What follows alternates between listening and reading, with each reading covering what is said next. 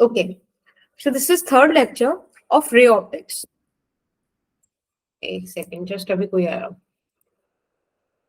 ठीक है, तो आज हम लोग अपने इस लेक्चर में काफी इंपॉर्टेंट टॉपिक्स कवर करेंगे with the help of numericals, जैसे कि velocity of image in spherical mirror. हमने प्लेन मिरर का केस पढ़ा था ना, मैंने आपको कल बताया था. Yes ma'am. आज हमारा डिस्कशन रहेगा स्फेरिकल मिरर में सेम चीज को डिस्कस करना. ठीक है, कि वहां पर किस तरीके से काम हुआ है. एंड एक सेकेंड, या then we will talk about refraction. Reflection के बारे में जो बेसिक आइडियाज है ऐसा समझा जाएगा कि आपको वो आता है. ठीक है, बट स्टिल हम उनके फिर कुछ क्वेश्चन से उन कॉन्सेप्ट्स को भी एक बार रिवाइज कर लेंगे. ठीक है, तो ये हमारा आज का गोल है. And let's start with the combination of mirrors first. थोड़ा सा अजीब लिखा हुआ है ये, I don't know why PDF में ऐसा आया, बट ठीक है, ये कॉम्बिनेशन ऑफ मिरर लिखा हुआ है.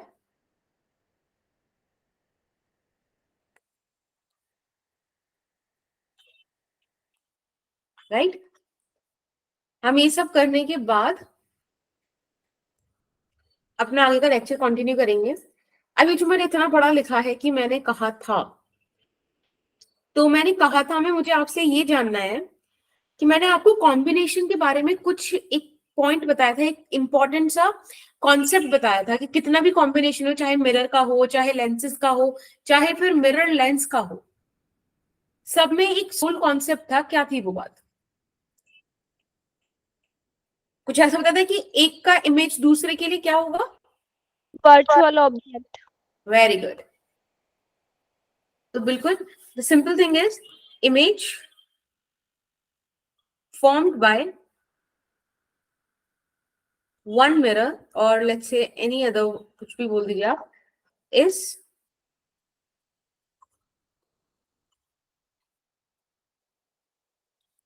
या एक सेकेंड, अगर किसी एक ऑब्जेक्ट से आपने किसी एक मिरर से इमेज बनाई, वो दूसरे के लिए वर्चुअल ऑब्जेक्ट का काम करेगी. ठीक है, बस एक इसी बात पे ये पूरा कॉन्सेप्ट चलता है कॉम्बिनेशन का. तो हम बिना कुछ एक्स्ट्रा करे स्टार्ट करेंगे कॉम्बिनेशन ऑफ मिरर से. आपके सामने एक क्वेश्चन है, आपको फाइनल इमेज बतानी है ऑब्जेक्ट ओ का. ठीक है, जो कि दो मिरर्स के बीच में रखा है, और हमने बोला है कि दो रिफ्लेक्शन हुई है. पहला रिफ्लेक्शन मिरर वन से, and mirror one is this. ठीक है, कॉनकेव मिरर, इससे पहला रिफ्लेक्शन हुआ है. बेटा सारा कुछ पैरामीटर यहाँ पे मेंशन है कि ऑब्जेक्ट कितना कितना दूर है, दोनों मिरर्स में कितना डिस्टेंस है, फोकल लेंथ क्या है. आप बस मुझे बताइए इमेज कितना दूर होगा, कहाँ होगा. ठीक है, अभी टाइम हो रहा है 17:10. आप लोग 17:13 तक मुझे आंसर कर दीजिए कि कैसे आएगा, क्या आएगा. ओके, समझ में आ रहा है क्या क्वेश्चन?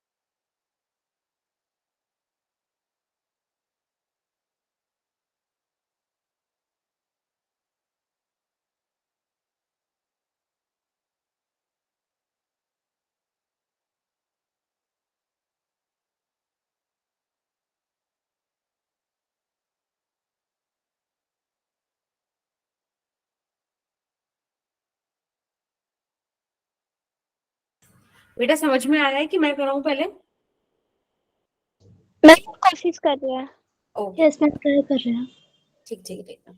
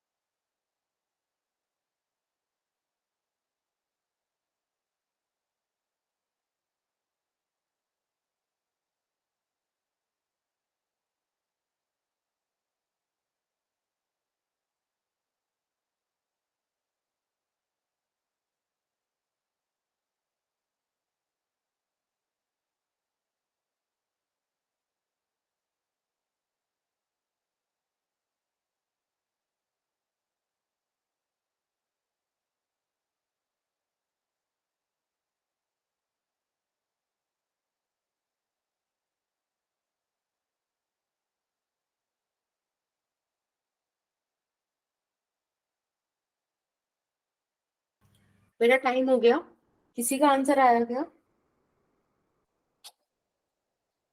पूजा आपका आया? आई गेस आपने चैट में लिखा हुआ है कि आंसर, अच्छा क्वेश्चन समझ में आ गया था। ठीक है, मैं करा दूं अभी। देखो, इस क्वेश्चन को करने के लिए ना आपको सबसे पहले जो आपको गिवन चीजें हैं वो बहुत ध्यान से समझनी पड़ेगी। मुझे बहुत ध्यान से इस चीज को स्टडी करना पड़ेगा कि फर्स्ट रिफ्लेक्शन हुआ कहां से है। तो बेटा फर्स्ट रिफ्लेक्शन मिरर 1 से हुआ है, राइट? इस तरीके से।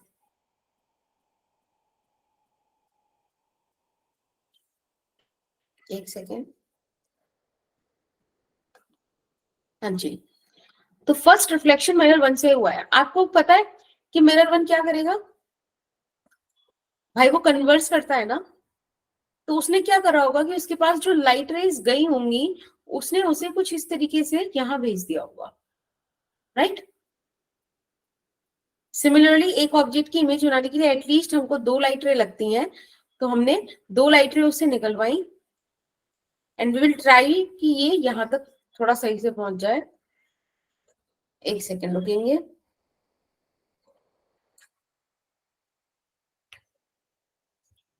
एक मिनट बेटा।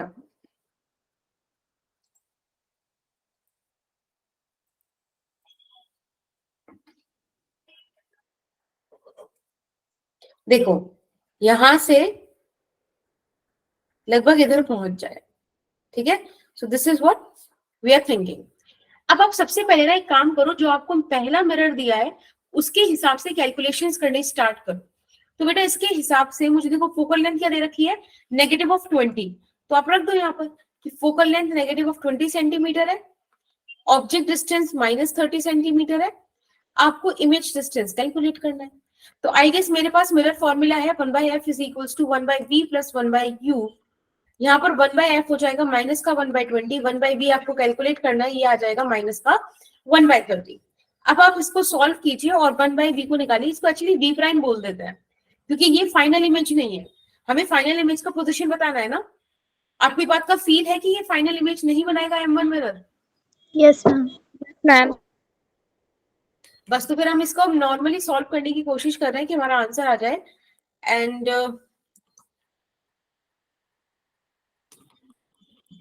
यहाँ पर v प्राइम आया 60 सेंटीमीटर। अब इस -60 इसका मतलब क्या है कि ये जो पोल है आपके पास कॉनकेव मिरर का, इससे -60 सेंटीमीटर, मैंने आपको साइन कन्वेंशन बताया था ना कि इंसिडेंट रे के ऑपोजिट जो भी डिस्टेंसेस आप चलोगे पोल से वो नेगेटिव होंगे। तो मतलब 50 ये और 10 यहाँ, कहीं यहाँ पर उसने इमेज फॉर्म करी है। This is 60 centimetre away from the pole of concave mirror. क्या हमको ये चीज समझ में आई? Yes, ma'am. यस मैम अब बेटा एज पर द कॉन्सेप्ट आप समझ गए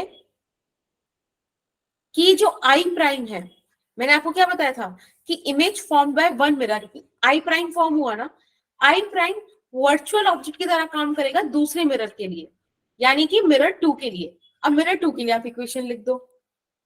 बेटा प्लेन मिरर का फोकल लेंथ कितना होता है? Infinity very good. और ऑब्जेक्ट डिस्टेंस इस केस में मैं कितना मानूं? 10 centimeter plus 10 centimeter. एग्जैक्टली और प्लस क्यों? क्योंकि आप ध्यान से देखो, उस मिरर 2 के लिए इंसिडेंट रे का डायरेक्शन ये है, तो ये वाले डिस्टेंसेस पॉजिटिव और इसके अपोजिट नेगेटिव कंसीडर करोगे। तो यहाँ पर आप अगर इसका पोल मानते हो तो इसके पोल से पॉजिटिव डायरेक्शन में गए ना, राइट? तो यहाँ पर +10 सेंटीमीटर आ गया। v को आप कैलकुलेट करेंगे, फॉर्मूला आपके पास है 1/f is equals to 1/v plus 1/u।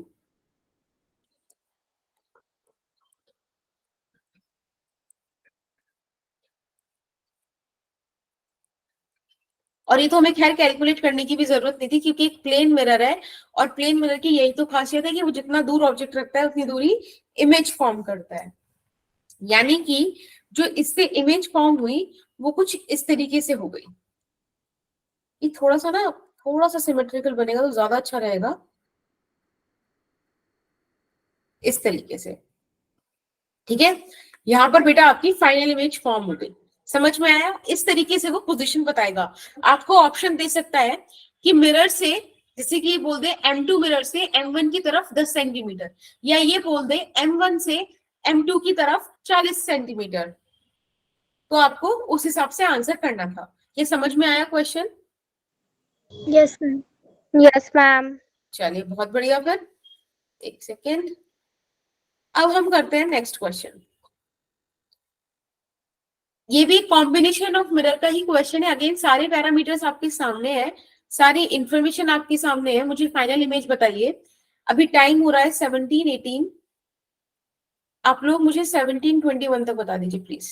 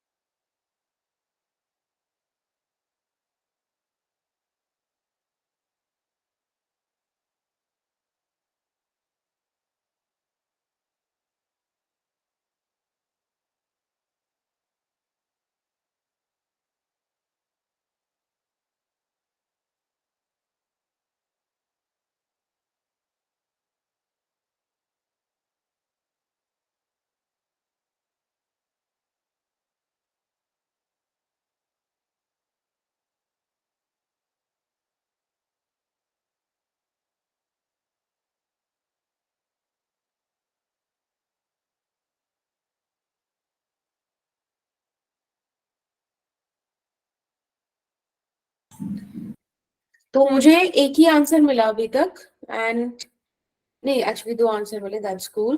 -10 centimetre from M2।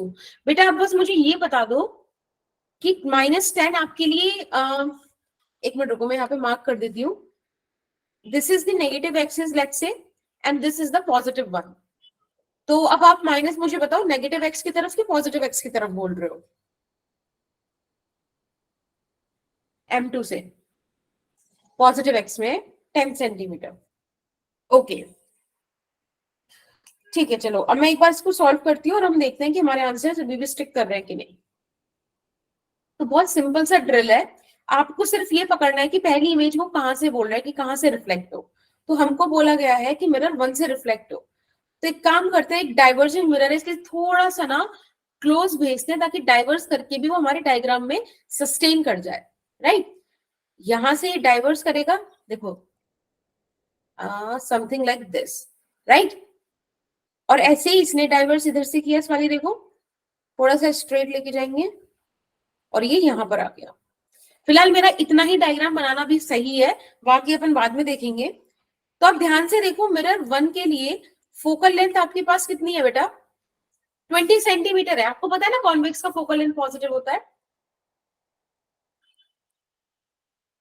Object distance negative of 20 centimetre, आपको v प्राइम फाइंड आउट करना है। फटाफट से आप मिरर्स फॉर्मूला लगाइए, और कोई तरीका है नहीं इसे सॉल्व करने का, और हम यहाँ पे वैल्यूज कैलकुलेट करते हैं। एंड v आ गया हमारे पास प्लस का 10 सेंटीमीटर। अब प्लस का 10 सेंटीमीटर का मतलब है कि जिस डायरेक्शन में इंसिडेंट रे है उसी डायरेक्शन में आपको 10 सेंटीमीटर आगे जाना है, यानी कि दिस वन 10 सेंटीमीटर आगे, राइट। अब आप मिरर 2 की बात कीजिए, किसी को कोई दिक्कत नहीं है ना इस चीज में? No, ma'am. ठीक है। आपको पता है I prime will act as virtual object for mirror 2। Mirror 2 के आपको जो पैरामीटर्स गिवन है, फोकल लेंथ गिवन है माइनस का 10 सेंटीमीटर, ऑब्जेक्ट डिस्टेंस हो गया आपका, देखिए 30 और 20 50, 50 और 10 60, राइट। आपको फाइनल इमेज डिस्टेंस यहां से मिल जाएगा। सॉल्व करते हैं। Minus 1/10, 1/v minus 1/60, 1/v would be minus 1/10 plus 1/60. आप 6 एलसीएम लीजिए, -6 + 1, right. It would be -5/60 and v आ गया आपके पास माइनस का 12 सेंटीमीटर। माइनस का 12 मतलब इंसिडेंट रे के opposite, which makes sense since it's a concave mirror. Concave mirror is supposed to be a converging one. ठीक है, तो बेटा फाइनल इमेज इस तरफ फॉर्म होगी, और ये मिरर के कॉन्केव मिरर के पोल से 12 सेंटीमीटर M1 की तरफ है। क्या समझ में आया बेटा? Yes, ma'am. Yes, ma'am. चलिए बढ़िया। अब एक ये क्वेश्चन है, इसे होमवर्क में रख लीजिए प्लीज, ठीक है। आई होप आप कर पाओगे इसको। इसके मतलब आप अभी, मैं आपके लेक्चर के बाद ही पीडीएफ अपलोड कर दूंगी बिटली शीट पे, आप उधर से ले सकते हो, ठीक है। फिलहाल आगे चलते हैं। एक नया तरीके का क्वेश्चन और एक नया कॉन्सेप्ट। ये क्वेश्चन हमसे बोल रहा है कि कॉन्केव मिरर रखा है, उसका फोकल लेंथ आपको दिया हुआ है, और ये जिस इंस्टेंट पे फोटो क्लिक हुई उस इंस्टेंट पे ऑब्जेक्ट पोल से 40 सेंटीमीटर दूर था। नाउ द थिंग इज कि ये ऑब्जेक्ट पोल को अप्रोच कर रहा है 2 सेंटीमीटर पर सेकेंड से। तो ये बोल रहे हैं कि जो भी इमेज फॉर्म होगी वो इमेज का क्या वेलोसिटी होगा। ये क्वेश्चन समझ में आता है हमको? आता है? Yes, ma'am. ऐसे क्वेश्चंस को डील करने के लिए भी आप रुक जाइएगा, अभी सॉल्व मत कीजिएगा, मैं आपको एक चीज सिखाती हूँ, ठीक है। कोशिश करना कि हम उसको एक बार में मतलब एटलीस्ट समझ जाए डायग्राम वाइज। बाकी इसकी डीलिंग तो बहुत इजीली मैं बताऊंगी आपको। आपके सामने जो भी हम कॉन्सेप्ट पढ़ेंगे वो पढ़ेंगे, एक second, velocity of image in spherical mirror.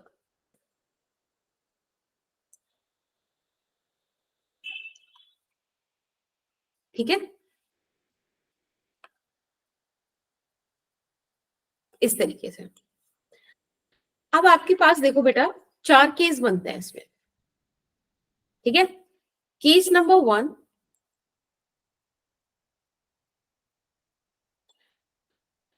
Case number 1 है when object moves along the principal axis, ठीक है। जब प्रिंसिपल एक्सिस पर ऑब्जेक्ट मूव करे, और बेटा इसका मतलब ये है कि ये literally on the principal axis ही है।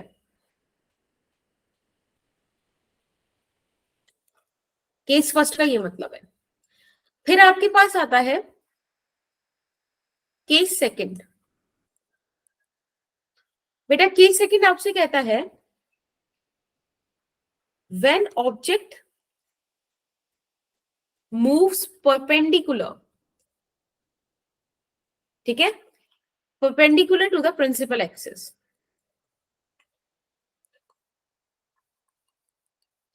और बेटा केस थर्ड आपके पास आएगा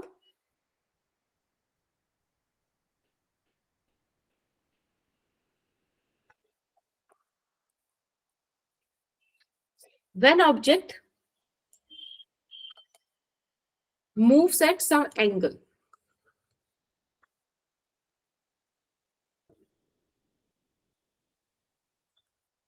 with the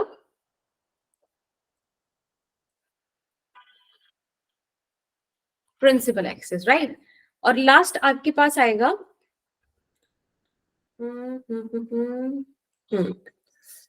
लास्ट केस आपके पास है when object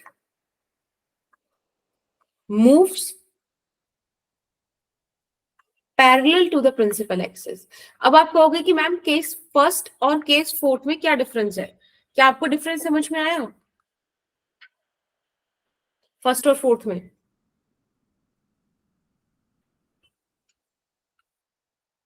बोलो। मैम फोर्थ में वो प्रिंसिपल एक्सिस पर चल रहा है और फोर्थ में वो प्रिंसिपल एक्सिस के पैरेलल चल रहा है। मतलब पोजीशन वाइज भी इनमें डिफरेंस है, राइट? Yes ma'am. अगर मैं आपको इन केसेस का फोटो बना के दिखाऊं तो आपको ज्यादा समझ में आएगा। जब मैंने आपसे बोला कि वो on the principal axis move कर रहा है, तो let's say this is the spherical mirror which we have, right? ये एक स्फेरिकल मिरर हमारे पास है, यहाँ पे एक प्रिंसिपल एक्सिस है, this is the pole and the object is moving like this. Let me change the colour. Object ये है हमारे पास और वो इस तरीके से प्रिंसिपल एक्सिस पर मूव कर रहा है, आइदर टुवर्ड्स द पोल और away from the pole, that would be okay, but move principal axis पे कर रहा है। ये आपका केस फर्स्ट है। केस सेकंड आपसे बोलता है कि अगर आपके पास ये स्फेरिकल मिरर है, right, and this is your pole, तो यहां जो ऑब्जेक्ट है वो इस तरीके से जा रहा है, आइदर इन अपवर्ड डायरेक्शन और in the downward direction, that would be okay. Case third आपसे कहता है बेटा कि if you have this as your spherical mirror, तो जो ऑब्जेक्ट है that is going with some angle like this, ठीक है, किसी एंगल पर जा रहा है। और केस फोर्थ आपसे बोलता है कि if this is the spherical mirror,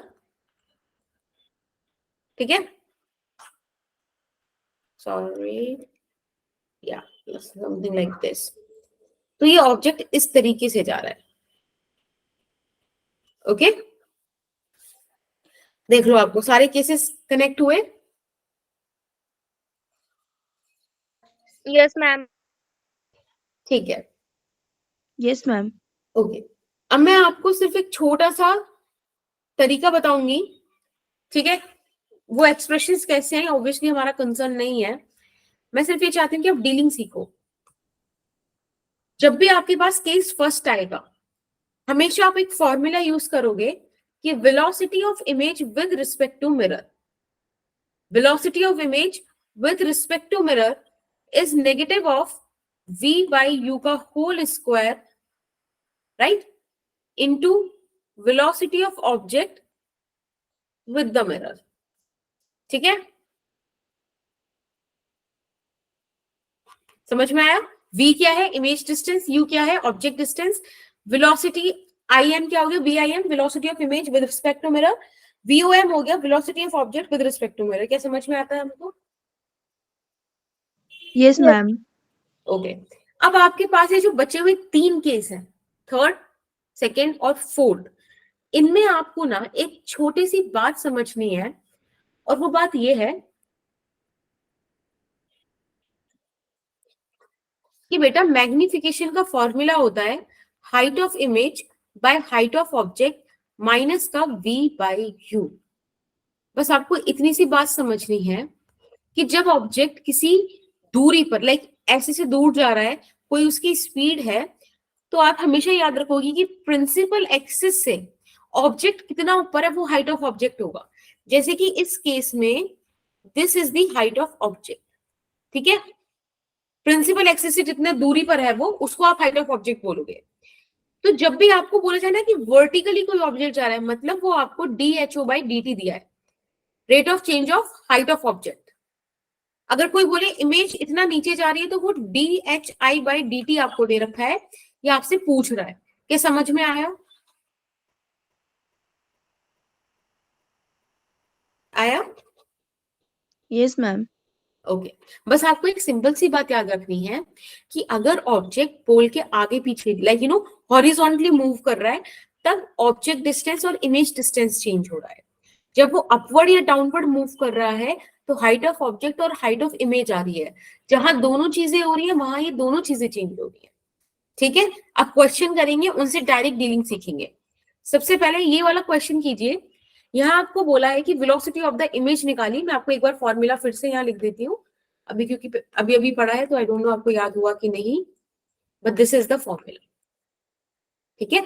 use it and find the value. सही लग रहा है ना? कोई दिक्कत तो नहीं आई? हम्म।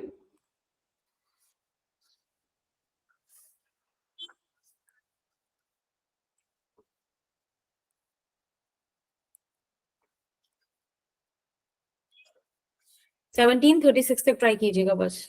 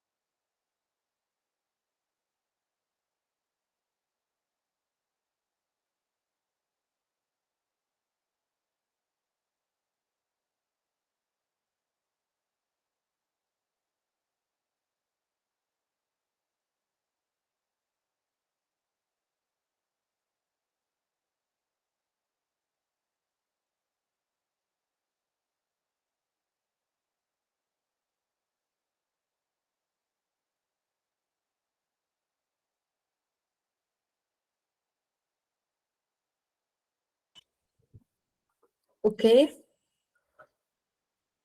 तो -2 सेंटीमीटर पर सेकेंड। वेरी गुड, बहुत बढ़िया, बिल्कुल सही आंसर आया है आप लोगों के। तो मैं इसको एक्सप्लेन करूं, किसी को डाउट है, या फिर हम लोग नेक्स्ट क्वेश्चन पे मूव कर जाएं? Ma'am next. ठीक है।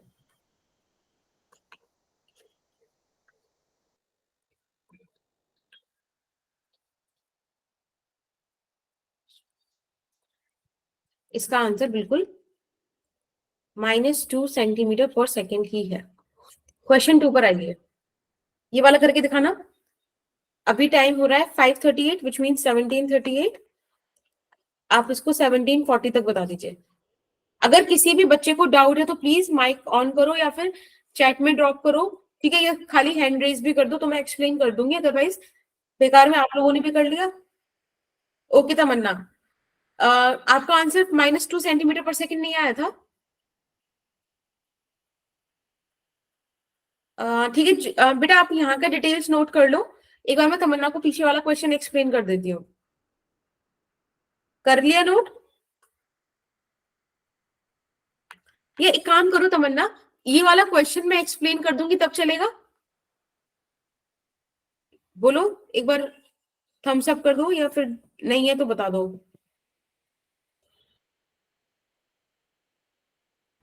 कूल।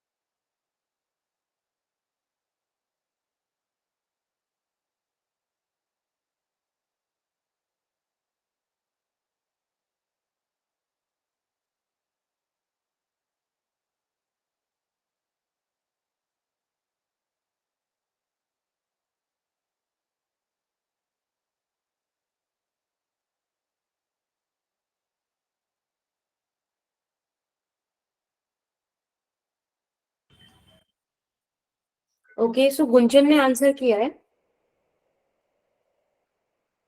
बाकी टाइम तो हो गया है।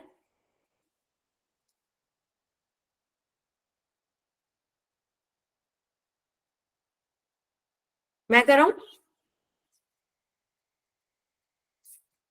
भाई, हाँ या ना तो बोल दो।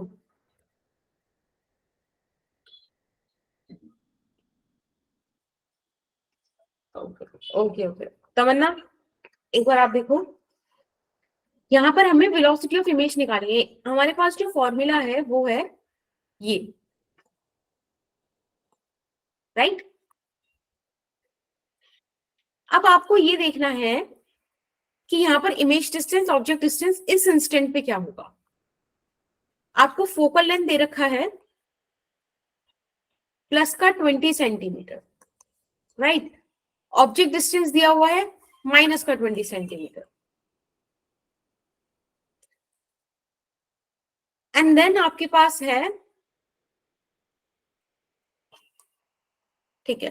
अब आप यहाँ पे सारी, एक काम करो, पहले आप यहाँ से v कैलकुलेट कर लो। तो 1/f is equals to 1/v plus 1/u। 1/f आपको है 1/20, यहाँ पर 1/v हमको निकालना है, ये हो जाएगा माइनस का 1/20।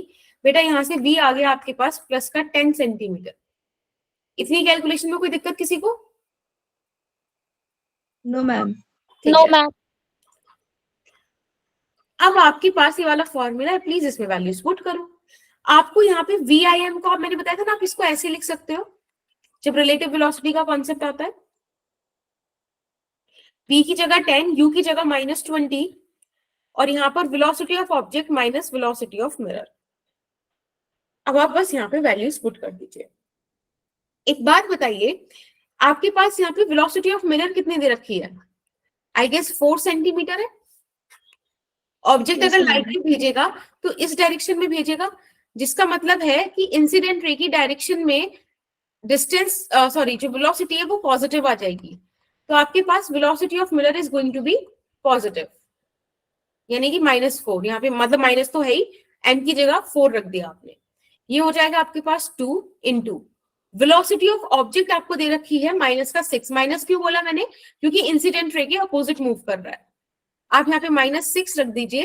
Velocity of mirror is again positive का 4, और इस तरीके से आ जाएगा। थोड़ा सा सॉल्व करते हैं इसको।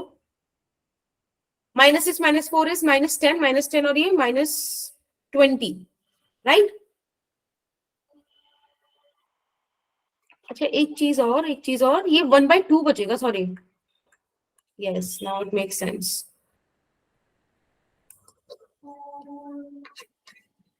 V/U का होल स्क्वायर। कोई दिक्कत किसी को इस बात में? No ma'am. ठीक है, बस यहां से आप VI का वैल्यू निकाल दीजिए। ठीक है, आपके पास VI का वैल्यू कितना आ जाएगा, बताओ?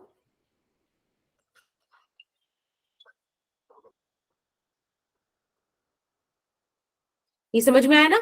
माइनस का V/U था, तो V/U का स्क्वायर हो गया, तो अंदर ही जो 20 था ये नेगेटिव था, इसका स्क्वायर होके 1/2 बचेगा, मतलब 1/4, और बाहर नेगेटिव एज इट इज रह जाएगा। ठीक है, नेगेटिव ही, और ये पूरा नेगेटिव होके प्लस हो जाएगा, नेगेटिव नेगेटिव प्लस। तो आपके पास ये वाली सिचुएशन आई, और 10/4 + 4 आप ऐसे कर दीजिए, इसको सॉल्व कर दीजिए, and you will get the answer. This is 5/2, 2, 5 + 8, 8 और 5 कितना हो गया? 13, 13/2, which means 6.5 सेंटीमीटर पर second. This is the velocity of image. कोई दिक्कत किसी को? मैम बट अगर हम देखें तो फिर मिरर और ऑब्जेक्ट दोनों अपोजिट डायरेक्शंस में जा रहे हैं, तो फिर उनकी वेलोसिटी अगर साइन से देखें तो -10 ही होगी, पर अगर हम वैसे देखें तो 2 नहीं होनी चाहिए। बेटा, 2 वेलोसिटी एक सेंटीमीटर। वेक्टर क्वांटिटी है, तो आपको डायरेक्शन कंसीडर करनी पड़ेगी ना, है ना? Yes ma'am. यस। तमन्ना, आपको समझ में आया बेटा अभी? ओके, चलिए अब बात करते हैं, एक ये वाला क्वेश्चन कीजिएगा फिर। Find the velocity of image. इस बार ध्यान रखना, ऑब्जेक्ट कैसे जा रहा है? वर्टिकली जा रहा है, वर्टिकली अप जा रहा है। आपको इसमें जब सॉल्व करोगे तो आपको सिंपल सी कॉन्सेप्ट लगानी है कि magnification is equals to height of image by height of object is equals to negative of V/U। बेटा सिर्फ ये वाला एक्सप्रेशन देखो, इस वाली एक्सप्रेशन के हिसाब से UHI इज -VHO। ठीक है, आप इसको डिफ्रेंशिएट कर दीजिए विद रिस्पेक्ट टू टाइम। जब आप इसे डिफ्रेंशिएट करोगे तो प्रोडक्ट रूल लगाओगे ना, यानी कि फर्स्ट टर्म ऐसे ही, सेकंड टर्म का डिफ्रेंसिएशन प्लस सेकंड टर्म ऐसे ही, फर्स्ट का डिफ्रेंसिएशन। ठीक है, इस तरीके से।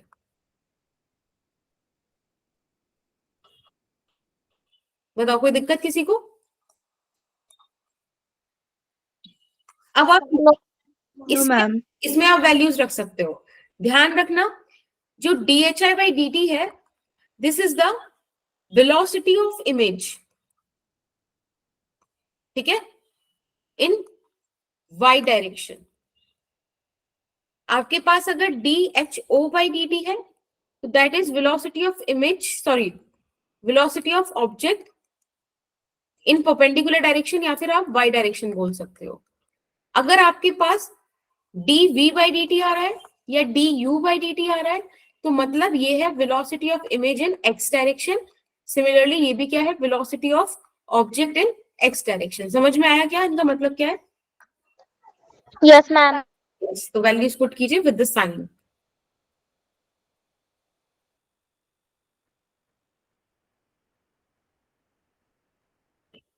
अभी टाइम हो रहा है बेटा 17:48, 17:51 तक कर लो।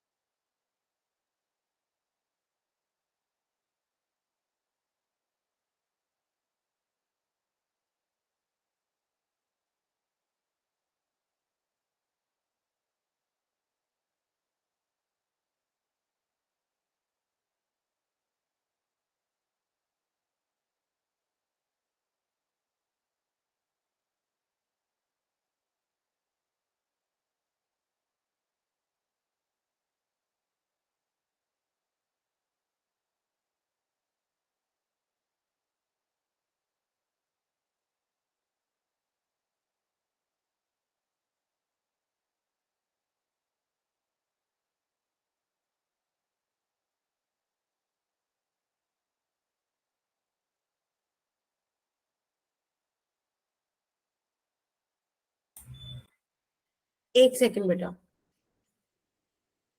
मतलब वो ना फॉर्मूला नहीं है, आप उसको ना ऐसा याद मत करो। मेरा पॉइंट ये है कि आप ये कॉन्सेप्ट याद रखो, इसको इस तरीके से लिखना है और उसको डिफरेंशिएट करना है, क्योंकि अभी जब केसेस करूंगी ना तो यही वाली चीजों में बहुत सारे, मतलब बस इन्हीं में वेरिएशंस करके आपको अगले सारे केसेस पढ़ने हैं। तो मेक श्योर करो कि खुद ही निकाल लो आप वैसे।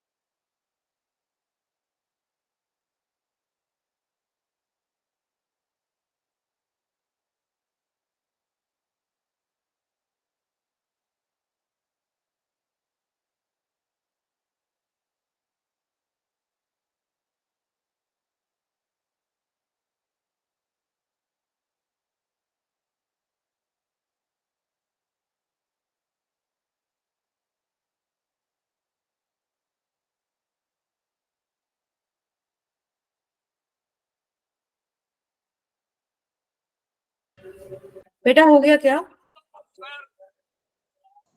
मैम एक बार आप करवा दिए वाला। ठीक है ठीक है।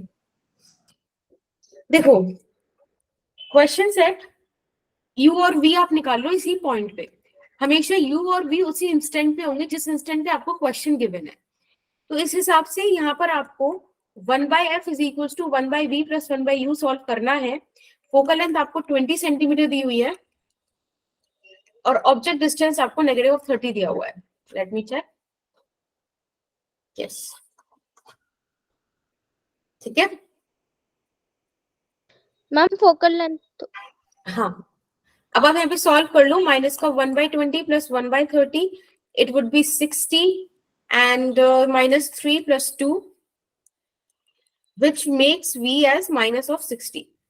आपके पास v आ गया, u आपके पास है. अब आप यहाँ पे वैल्यूज पुट कीजिए. ठीक है, तो देखो u dhi by dt, dhi by dt को निकालने के लिए ओके. अब एक बात मुझे बताओ, क्या ऑब्जेक्ट एक्स एक्सिस पे यानी कि प्रिंसिपल एक्सिस के अलोंग मूव कर रहा है क्या? No no ma'am.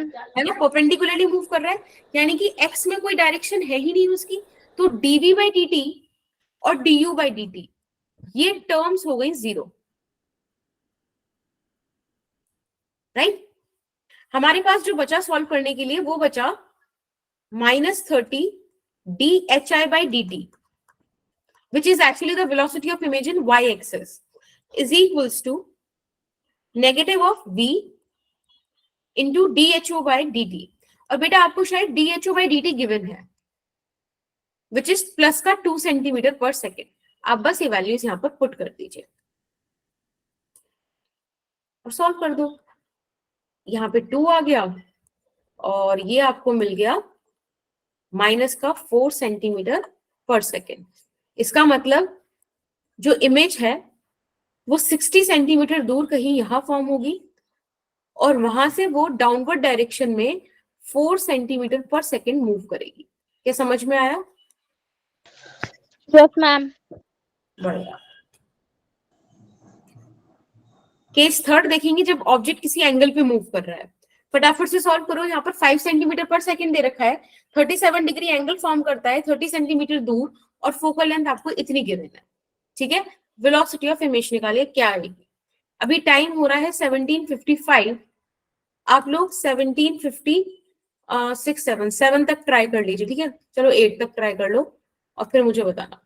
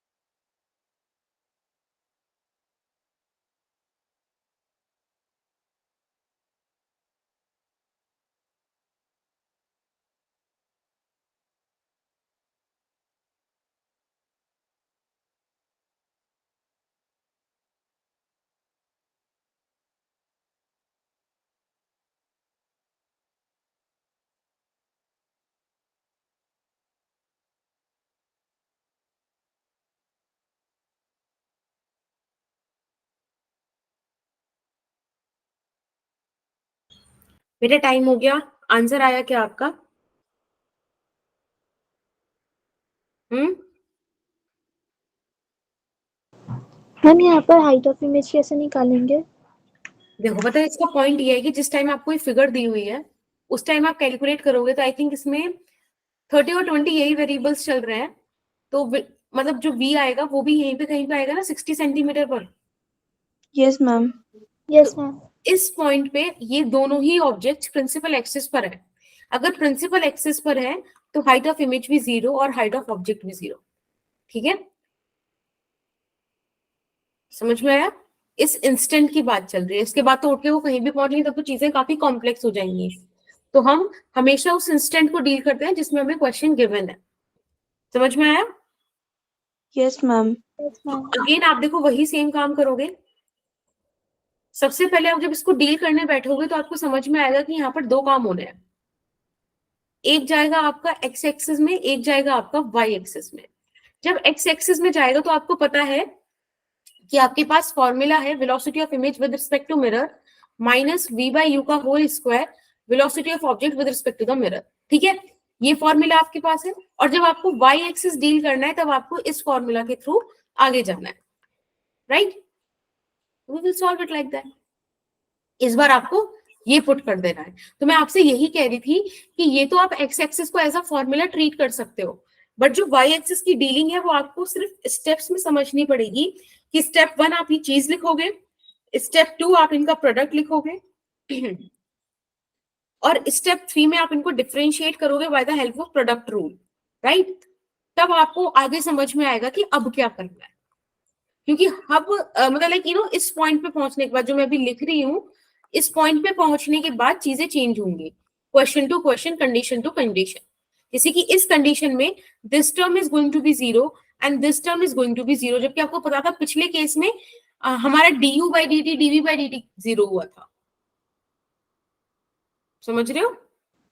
Yes yes ma'am. Ma'am. बस अब आप इसको सॉल्व करके निकाल लोगे। D U by D T is the velocity of object in X axis, D V by D T is velocity of image in X axis. बाकी सब आपके सामने है। तो ये क्वेश्चन अब आप कर लोगे? Yes ma'am. हाँ, यस मैम। ठीक है। मैम आंसर यही आ रहा है क्या? -6 सेंटीमीटर पर इसका सेकेंड। आंसर मैं आपको वेलोसिटी वेक्टर बता दूं, लाइक क्योंकि एक्स और वाई दोनों में है ना, तो -16 i cap -6 j cap, this is the answer of the question. ठीक है, ओके मैम। ओके, चलिए अभी वाला क्वेश्चन कीजिएगा। यहां पर ऑब्जेक्ट प्रिंसिपल एक्सिस के पैरेलल मूव कर रहा है। सॉल्व कीजिए और गिवन कंडीशंस में सॉल्व कीजिए। अभी टाइम हो रहा है बेटा 18:02। आप लोग फटाफट से इसको 18:04 तक ट्राई कर लो। ये पता है सिर्फ आपके कॉन्सेप्ट्स को, आपके क्वेश्चंस को, एबिलिटी को और सोचने की यू नो डायमेंशन को ये सिर्फ ब्रश कर रहे हैं क्वेश्चंस। ठीक है, ऐसे क्वेश्चंस एकदम से कभी नहीं पूछे जाएंगे, लेकिन ये जो स्टार्टिंग का फर्स्ट सेकंड था ना वो पूछा जा सकता है और एक्स एक्सिस का डील करने को आपको आ सकता है।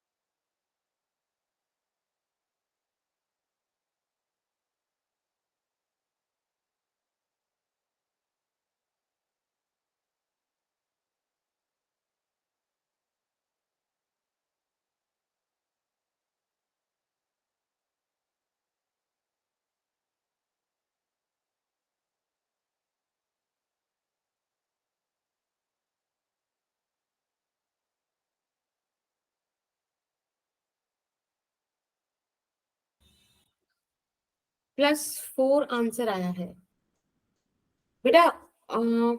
ठीक है चलो,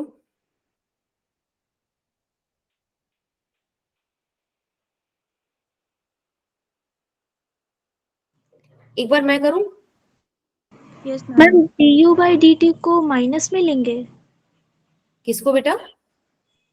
ma'am velocity of object in x direction. नहीं, प्लस का आएगा, इंसिडेंट रे की डायरेक्शन में तो है ये, यस मैम। प्लस का आएगा। चलो अभी देखते हैं। सबसे पहले आप एक काम करो, v और u निकाल लो। देखो ये 20-30 चल ही रहा था, आप समझ गए कि यहाँ पर v भी माइनस का 60 सेंटीमीटर ही आएगा, राइट? Yes, ma'am. तो आप सबसे पहले निकाल लो, velocity of image with respect to mirror is equals to minus का v बाई u का whole square velocity of object with respect to mirror. तो आपको यहाँ पे मिरर का मूवमेंट तो नहीं दे रखा, मिरर का वेलोसिटी 0 मान लो, बाकी वैल्यूज आप पुट कर दीजिए। v माइनस 60 u माइनस 30 इसका square into velocity of object, right? हम इसको सॉल्व करेंगे तो ये आ जाएगा 2 का square 4 -4 into velocity of object which is 2 here, right? तो प्लस का 2 आएगा। ये हो गया आपका माइनस का 8 आई कैप। आई कैप क्यों बोला? क्योंकि एक्स एक्सिस की बात चल रही है। अब आपको पता है वाई एक्सिस के लिए आपको यहाँ पे सिंपल सॉल्व करना है। क्या करना है सिंपली सॉल्व कि HIU I by HO is equals to negative of V by U, by U. UHI is equals to negative of VHO। आप इसको डिफरेंशिएट करेंगे तो du by dt into HI and then plus करेंगे dhi by dt, right, is equals to negative of v dho by dt and negative of ho dv by dt। अब आपको ये सारी यहाँ पे वैल्यू सब्स्टिट्यूट करनी है। तो एक बात बताओ, यहाँ पर हम क्या देख रहे हैं? ऑब्जेक्ट क्या ऊपर नीचे मूव कर रहा है? No ma'am.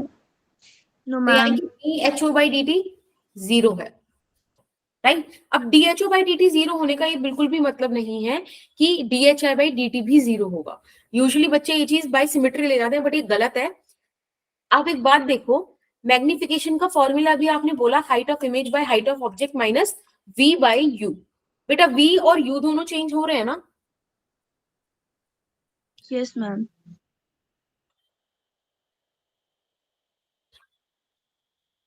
एक मिनट पहले इसमें ना वैल्यू पुट कर लेते हैं, ठीक है? और HO आपको कितना दे रखा है? 2 सेंटीमीटर। 2. अगर इसको सॉल्व करना, 2 और 2 माइनस का 4 centimetre, height of images minus का 4 सेंटीमीटर, यानी कि जिस टाइम ये पिक्चर है तब ऑब्जेक्ट 4 सेंटीमीटर दूर यहाँ पर है और यहाँ से 60 सेंटीमीटर दूर है। यही तो सेंसिस बात था, Yes, ma'am. डाउनवर्ड डायरेक्शन में, ठीक है? और इससे मुझे पता चल गया कि -8 आई कैप यानी कि 8 सेंटीमीटर पर सेकेंड इस तरफ है। मुझे सिर्फ ये निकालना है कि अभी पॉजिटिव वाई में जा रहा है कि नेगेटिव वाई में जा रहा है। एक बार ये वैल्यूज निकालने के लिए आप यहाँ पे सब्सटीट्यूट कीजिए। बेटा आपके पास सारा कुछ डेटा गिवन है। u हो जाएगा -30, dhi बाई dt तो आपको चाहिए ही, राइट? यही तो velocity of image in y axis है, प्लस हाइट ऑफ इमेज अभी आपने निकाली नेगेटिव की 4, du बाई dt आपको कितना दे रखा है? प्लस का 2, और ये हो जाएगा minus height of object which is 2 and dv by dt is velocity of image in x axis, जो अभी भी आपने निकाला माइनस का 8। आप बस इसको सॉल्व कीजिए और आपका आंसर आ जाएगा।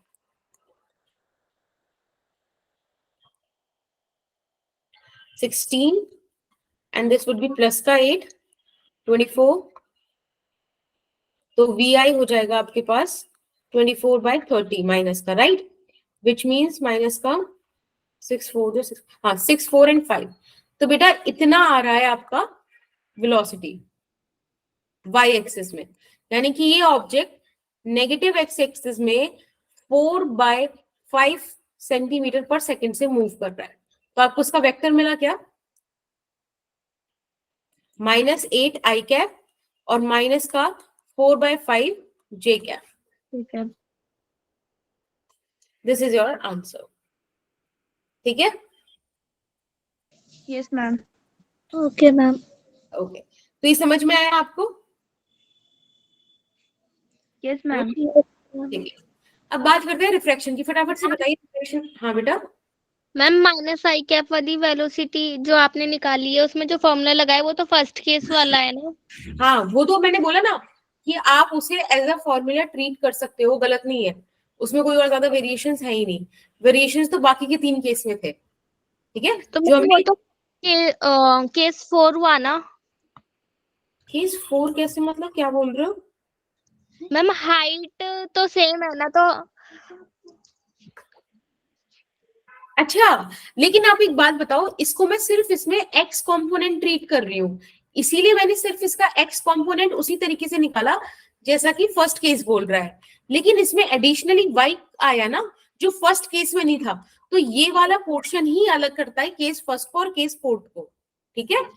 Okay ma'am. ओके, अब आप रिफ्रैक्शन वाली चीज बताइए, रिफ्रैक्शन क्या होता है? मैम जब लाइट एक मीडियम से दूसरे मीडियम में जाती है तो बेंड करती है। Exactly exactly. हम बोलेंगे एज सिंपल एज दैट कि बेंडिंग ऑफ लाइट रेज। और इसका कॉज क्या है,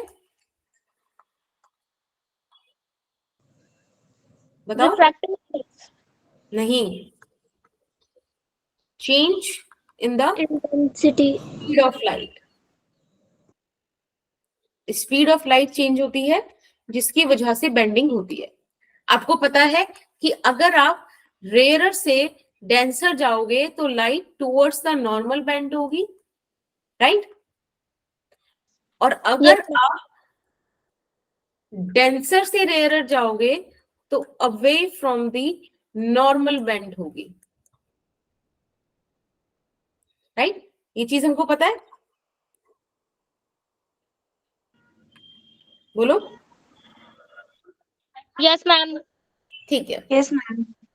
रिफ्रैक्टिव इंडेक्स की बात करें तो रिफ्रैक्टिव इंडेक्स होता है mu is equals to C by V, यानी कि speed of light in air या वैक्यूम बोल दीजिए upon speed of light in any medium, ठीक। इसको बोलते हैं म्यू, यानी कि रिफ्रैक्टिव इंडेक्स। बेसिकली ये बताता है कि स्पीड ऑफ लाइट के कितने गुना कम किसी और मीडियम में लाइट मूव कर पा रही है, ठीक है। इसके बेसिस पे बहुत सारी हम बातें करते हैं, बहुत सारी चीजें कैलकुलेट करते हैं, तो आपको बहुत अच्छे से कुछ कुछ चीजें समझ में आनी चाहिए, क्योंकि हम एक ऐसे पेपर की तैयारी कर रहे हैं जो हमें फॉर्मूला बेस्ड या फिर कंसेप्चुअल क्वेश्चन पूछता है। तो दिस इज द कॉन्सेप्ट। कल को वो आपको बोल दे कि आपने स्पीड ऑफ लाइट ज्यादा कम हो रही है, तो मतलब उसका रिफ्रैक्टिव इंडेक्स ज्यादा है, जिस मीडियम में स्पीड ऑफ लाइट ज्यादा कम हो रही है, क्योंकि इनवर्सली रिलेट कर रहा है ये सुन लो। Yes ma'am. Yes, ma'am. अगर मैं आपको बोलूं कि you have a medium mu 1 जिसका कुछ इस तरीके का हिसाब किताब है, कोई म्यू 2 है जिसका हिसाब किताब कुछ ऐसा है, और मैं आपसे बोलूं कि मुझे तो आप म्यू 2 बाय म्यू 1 बता दो, तो आप क्या बोलोगे? V1 by V2। Yes ma'am. And this is the important concept. इसी चीज को जो आपने यहाँ पर म्यू 2 बाय म्यू 1 लिखा है ना बेटा, इस म्यू 2 बाय म्यू 1 को ही आप क्या बोलते हो?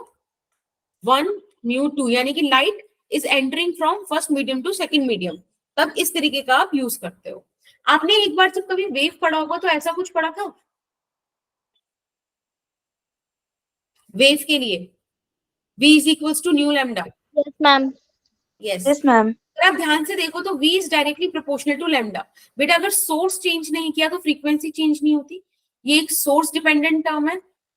अगर आपने सोर्स चेंज नहीं किया है तो फ्रीक्वेंसी सेम रहेगी, चाहे मीडियम चेंज हो चाहे कुछ भी हो, यानी कि v is directly proportional to lambda. तो इसी रेशियो को आप आगे और बढ़ा सकते हो λ1 बाय λ2 लिख के। आपके सामने जो ब्रैकेट में चीजें लिखी है ना बॉक्स में, बहुत इंपॉर्टेंट है, याद रखोगे? Yes Yes, ma'am. ma'am. अब इन बातों पे और आपकी बेसिक जो नॉलेज है रिफ्रैक्शन को लेके, उस पे कुछ क्वेश्चंस है, लेट्स सॉल्व इट। यहाँ पर आपको वेलोसिटी ऑफ वाटर दिया हुआ है, velocity of sorry speed of light in water and speed of light in glass दिया हुआ है। आपसे पूछा जा रहा है refractive index of water, refractive index of glass और W म्यू जी, 3 चीज पूछी है, ठीक है। तो आप मेरे को W mu G find out करके बता दो क्या आएगा फटाफट से। एक्चुअली एक्सप्रेशन तो आप सारे ही लिख दो, सारा ही क्वेश्चन सॉल्व कर दो, बस मेरे को फ्रैक्शन में आंसर दे देना, टाइम वेस्ट मत करना कैलकुलेशन में। अभी टाइम हो रहा है 18:14, 18:15, 16 तक फटाफट से कर दो।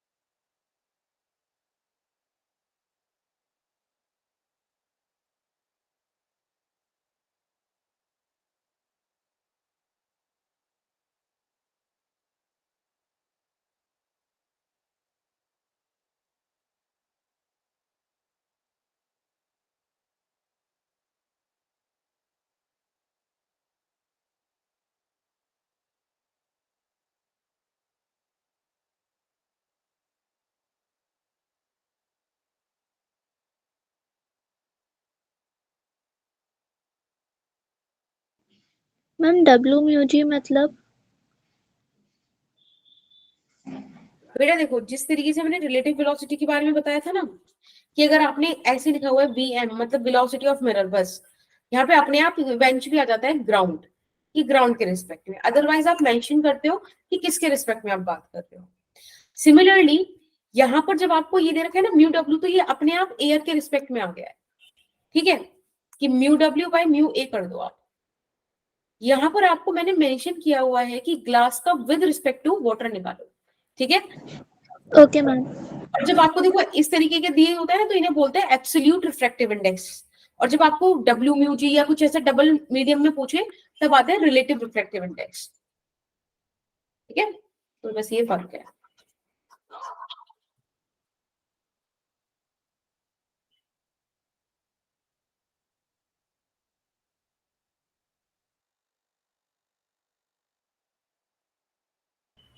वेरी गुड, खुशी ने आंसर दिया है। अब टाइम भी हो गया, फटाफट से सॉल्व करते हैं। First case is mu water. Mu water is nothing but C in air upon C in water. 3 into 10 की power 8 upon C of water क्या है बेटा, 2.25 इंटू 10 की पावर 8, यानी कि 3/2.25।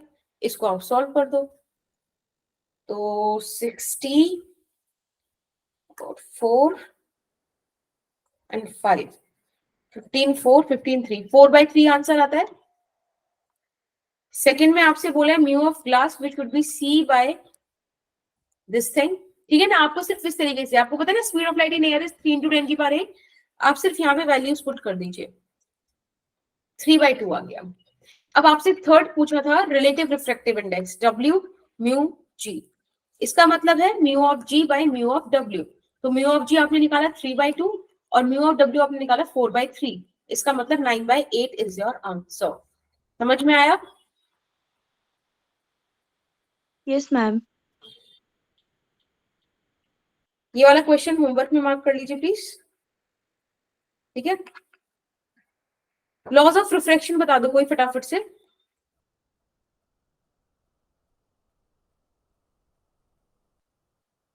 इंसिडेंट रे, रिफ्रैक्टेड रे एंड नॉर्मल।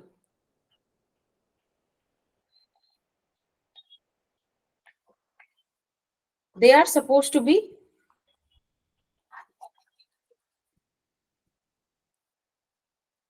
लाइन का spelling मेरे को थोड़ा सा दिक्कत दे रहा है। All lies in the same plane at point of incidence, right? And the third, the second law is कि sin I by sin R is constant। अगर आपने एक मीडियम का पेयर सेम रखा है, जैसे कि यहाँ पे आपने कोई भी मीडियम लिया, उसको रेयर है या डेंसर है, तो उस मीडियम में आप जितने भी एंगल से, लेट्स से I1 से करा तो आपको R1 मिला, ठीक है। फिर आपने किसी दूसरे एंगल से इंसिडेंट कराया I2 से, उसके कॉरेस्पॉन्डिंग आपको R2 मिल जाएगा। तो ये जो भी रेशियोज आएंगे ना, sin I1 by sin R1, sin I2 by sin R2, वो सब इक्वल होंगे। ये रेशियो कांस्टेंट होता है। This is the second law of refraction which is also known as Snell's law. समझ में आता है? Yes ma'am. Yes, ma'am. ये वाला क्वेश्चन कीजिएगा और फटाफट से आंसर दीजिए, लाइक देखते ही आंसर आना चाहिए इसका।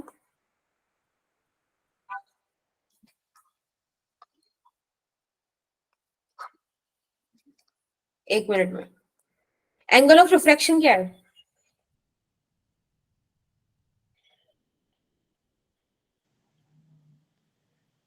$30 बिल्कुल।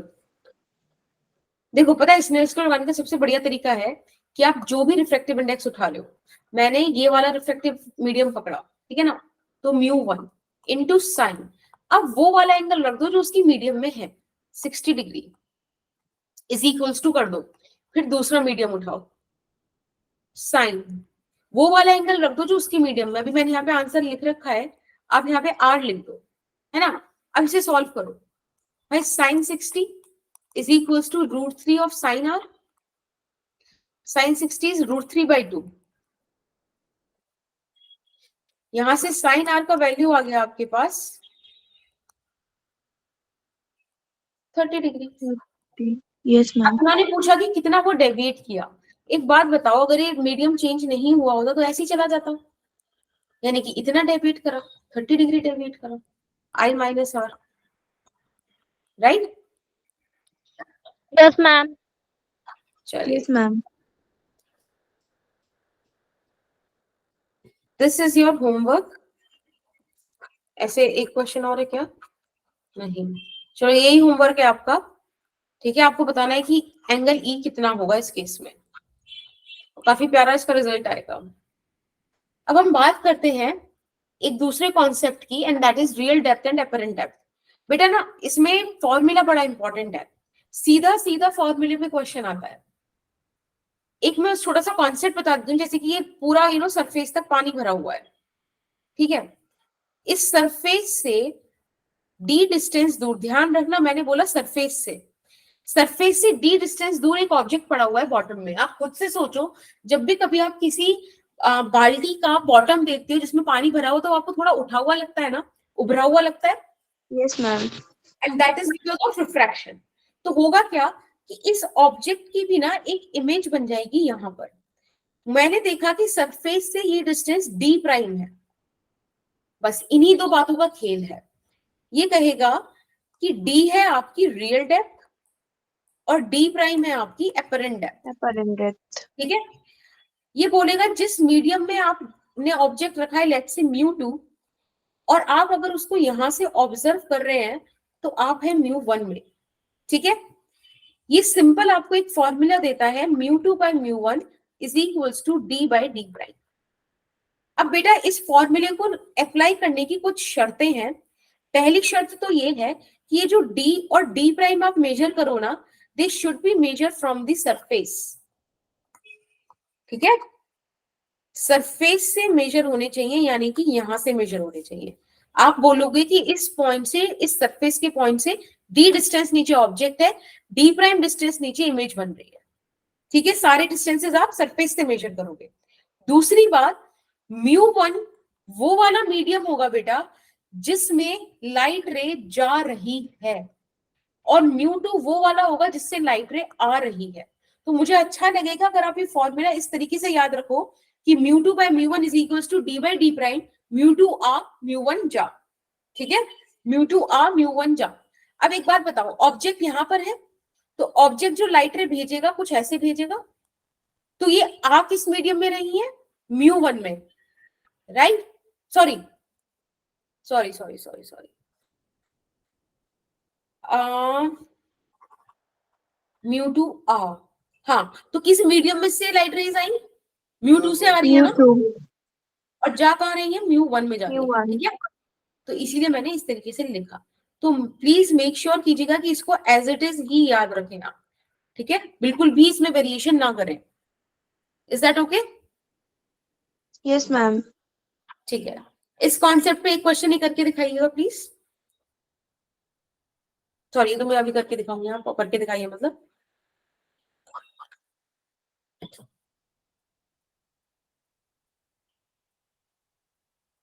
एयर दिया हुआ है, वाटर दिया हुआ है, एक फिश दी हुई है, एक बर्ड दिया हुआ है। आपसे पूछा है एपरेंट डेप्थ निकालिए फिश का as seen by the bird. Language का क्वेश्चन है, लैंग्वेज बड़ी मैटर करेगी।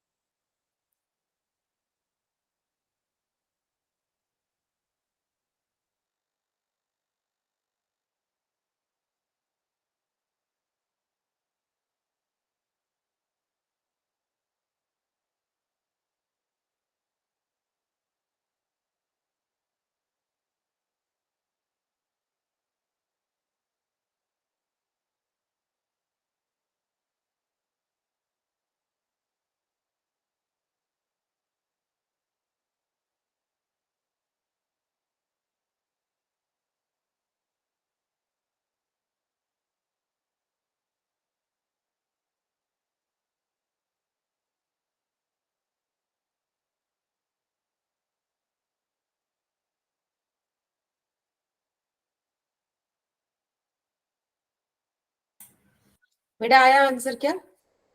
Okay 45 Yes, 45। ma'am. I hope आप ये आंसर्स सरफेस से कर रहे होंगे। चलिए एक बार हम फॉर्मूला लिखते हैं। μ2 by μ1 is equals to d by d prime, μ2 arc and μ1 jaw, right?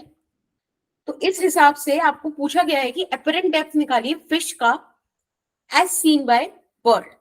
तो यहां पर आपने μ2 का वैल्यू क्या रखा? 3 1, क्योंकि लाइट रेस ऐसे होने वाली है। हर बार ऐसी हो जरूरी नहीं, बट फिलहाल ऐसे हैं। μ1 आएगा आपका 4/3। अब सरफेस तो से म्यू2 से आ रही है ना, तो म्यू2 तो नीचे वाला होगा ना। 4/3 म्यू2 से आ रही है तो हाँ मैम, वाटर से तो आ रही है फिश का image. apparent depth of fish as seen by bird, ठीक है? फिश को बर्ड देख रही है, यस मैम। तो μ2 से आ रही है, μ1 में जा रही है। तो मैम वाटर से एयर की तरफ आ रही है ना। एक मिनट, ऐसे नहीं होगा, ऐसे नहीं होगा। Find the apparent depth of fish as seen by bird.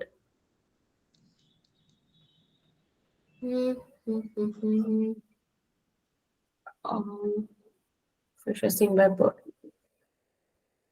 to μ1 जा रही है। हाँ, सही है। Yes. Good. It's 4/3 into 1, and D would be, D 60. क्या होगा? 60. पक्का? मैम 24 होगा। Ma'am Exactly. पहले इसका निकालेंगे और फिर ऊपर वाले को प्लस कर देंगे बाद में, है ना। है ना, सरफेस से निकालेंगे, तो सरफेस से D नीचे है, 24 नीचे है, और D प्राइम हमको निकालना है। तो सॉल्व करते हैं। 4 6, यहाँ से D प्राइम आया 18 सेंटीमीटर। अगेन ये D प्राइम आपको सरफेस से ही दिया हुआ है 18 सेंटीमीटर, पर मुझे ये नहीं चाहिए, मुझे चाहिए अपरेंट डेप्थ ऑफ फिश, जैसे कि बर्ड देखे, apparent depth of fish as seen by bird. तब बेटा आंसर होगा 36 + 18, which is 8 6 14 1 and 3 4 54 centimetre is your answer. लोग यहीं पे आंसर करके छोड़ देते हैं और वहीं पे गलत हो जाते हैं। The true answer is this. समझ में आया क्या? Yes ma'am. Yes, ma'am. So this is your homework and this is also homework। और बहुत प्यारा क्वेश्चन है, आई रियली वांट कि आप ये वाला क्वेश्चन करें। Let's come to the, okay ma'am class कितनी देर और चलेगी? हाँ टाइम हो गया, ठीक है। बस मेरे को एक छोटा सा फॉर्मूला बताना था। द थिंग इज कि अगर आप इसका कॉन्सेप्ट पढ़ के आए तो ज्यादा अच्छा है, अदरवाइज मेरे लिए फॉर्मूला काम करेगा। And that formula is S is equals to T 1 minus mu of surrounding divided by mu of glass slab, ठीक है? बस एक छोटा सा यही छोटा सा डिस्कशन है। आपने कभी देखा है कि आपके पास कोई कॉपी का पेज है, आपने बीच में ग्लास स्लैब रख दिया और आपने उससे देखा तो आपको वो उभरा हुआ दिखता है, थोड़ा ऊपर उठा हुआ, शिफ्टेड दिखता है, यस और no? Yes, ma'am. Yes, ma'am. होता है ड्यू टू रिफ्रैक्शन, और वो शिफ्टिंग कितनी होगी वो आपको ये फॉर्मूला बता रहा है। इसमें T है बेटा thickness of the glass slab, ठीक है? ये बेसिक सी बातें हैं, एक फॉर्मूला बेस्ड है, इसमें सिर्फ एक फॉर्मूला पे क्वेश्चन आते हैं। म्यू ऑफ सराउंडिंग मतलब ये जिसमें ग्लास स्लैब रखी हुई है, ठीक है? और ग्लास स्लैब का जो रिफ्रैक्टिव इंडेक्स है that is mu of glass. अब ऑब्जर्वर यहां पर है, ऑब्जेक्ट वहां पर है, ठीक है? तो कितना शिफ्ट करेगा, ये ग्लास स्लैब की प्रॉपर्टी है। इसको इस बात से कोई फर्क नहीं पड़ता कि ऑब्जेक्ट यहां पर है कि यहां पर है कि यहां पर है कि सबसे दूर है। अगर इस ग्लास शिफ्टिंग की प्रॉपर्टी है कि ये 5 सेंटीमीटर शिफ्ट करेगा मतलब 5 करेगा, ठीक है? कोई फर्क नहीं पड़ता फिर आप इसको कहां रखो।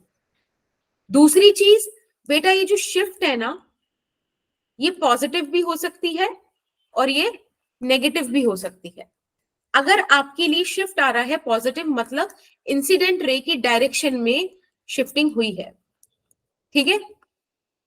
अगर नेगेटिव आ रहा है मतलब इंसिडेंट रे के ऑपोजिट आपने शिफ्टिंग करनी है। क्या इतनी बात समझ में आती है? Yes ma'am. ठीक है, इस पे Yes, बेस्ड ma'am. आपके पास कुछ क्वेश्चंस हैं, मैंने यहीं पर ऐड कर दिए हैं। ठीक है, आज आपका होमवर्क थोड़ा सा ज्यादा है, बट आई थिंक इतना करना पड़ेगा हमको काम, है ना। और साथ में आपके लिए ये दो एक मतलब थोड़ा सा काम और है कि आप इनके बेसिक्स पढ़ के आओ, ताकि अपन कल इनके न्यूमेरिकल्स डील कर ले। क्या चलेगा? Yes, ma'am. यस ठीक। Ma'am. So thank you so much. इस पीडीएफ में अभी अपलोड कर दूंगी, आप देख लीजिएगा। Okay, bye bye. Okay, thank you ma'am. Thank you, welcome ma'am. बच्चा, वेलकम।